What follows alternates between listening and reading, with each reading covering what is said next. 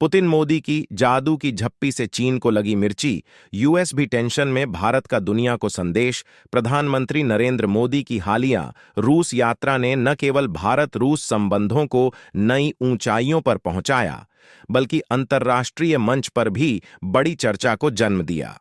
5 साल बाद रूस की धरती पर कदम रखते ही मोदी का स्वागत गर्मजोशी और शाही तरीके से हुआ, जो दोनों देशों के बीच गहरे संबंधों को दर्शाता है।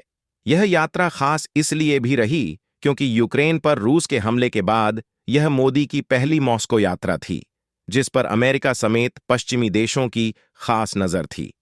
और आपको नया अपडेट बता दें कि अभी हाल ही में भारत और रूस के बीच हुई शिखर वार्ता में दोनों देशों ने आपसी व्यापार को वर्ष 2030 तक $100 बिलियन से अधिक पहुंचाने पर सहमति जताई।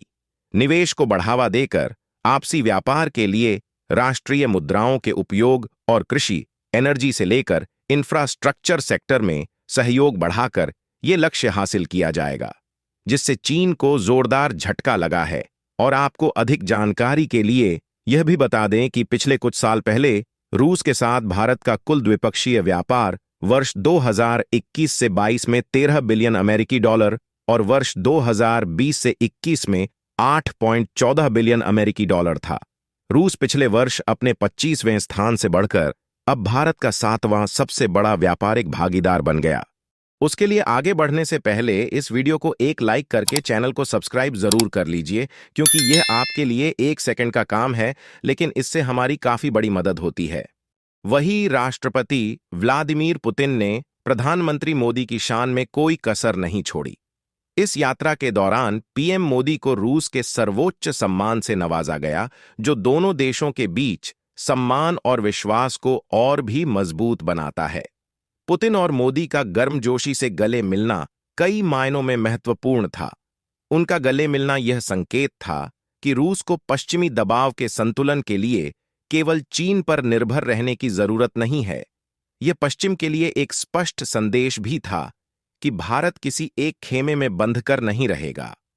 प्रधानमंत्री मोदी की इस यात्रा के बाद यह चर्चा उठी कि भारत ने शीत युद्ध के दौरान के गुटनिरपेक्ष आंदोलन को वापस ला दिया है। गुटनिरपेक्षता की इस नीति का उद्देश्य था कि भारत किसी भी बड़े शक्ति गुट का हिस्सा बने बिना अपनी स्वतंत्र नीति अपनाए। इस यात्रा ने एक बार फिर से इस नीति को महत्व दिया। यह यात्रा केवल वर्तमान समय की कूटनीति तक सीमित नहीं है, बल्कि अतीत की गहरी विरासत का हिस्सा भी है।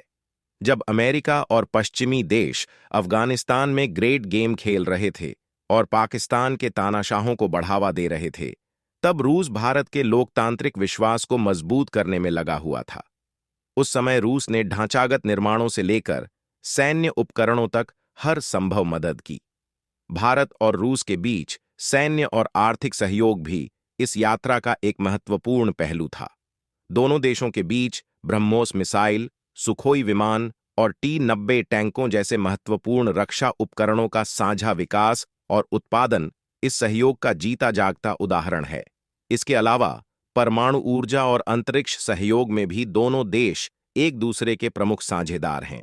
प्रधानमंत्री मोदी की रूस यात्रा ने एक बार फिर से दिखा दिया कि भारत और रूस के बीच के रिश्ते सिर्फ कूटनीति तक सीमित नहीं हैं, बल्कि यह संबंध इतिहास, आपसी विश्वास की गहरी जड़ों पर आधारित हैं।